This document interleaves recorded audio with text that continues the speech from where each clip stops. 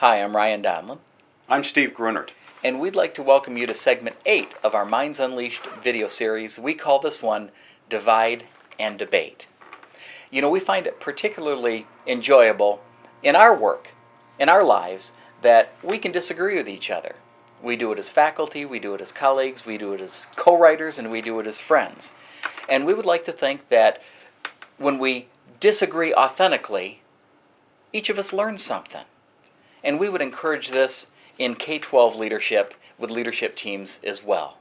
Now, possibly what you could do, you could check out the selection in the back of the book that we've written called In Conflict Over Collaboration to see how this process would shake itself out. But maybe you just want to divide up and debate on any of our given selections. Possibly some of the chapters might present themselves to where they naturally divide the group. There will be some people who agree, some who disagree. What we would like for you to do is to divide the group up in half, and we would ask you to assign one group to be in favor of what the chapter argues and the other one to be not in favor, whether they agree or disagree. It's just fun to take sides and to argue. Lawyers take sides. Sometimes they even defend people they disagree with. Doctors will treat patients that they aren't particularly fond of.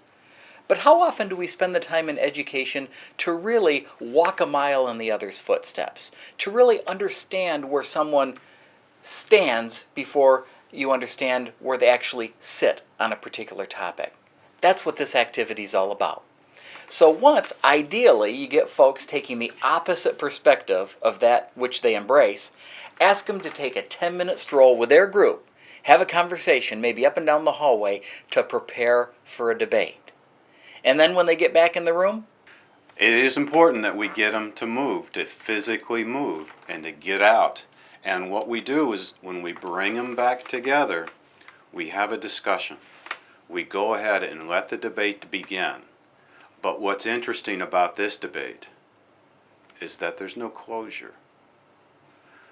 In the middle of the debate, stop it and say thank you, let's go home. That way, they will think about it a lot longer than they want to. hey, we'd like to thank you for joining us again with our Minds Unleashed video series. We're hoping that we have again provided you an opportunity to turn your mind to the right so that you can make a positive difference on behalf of those you lead.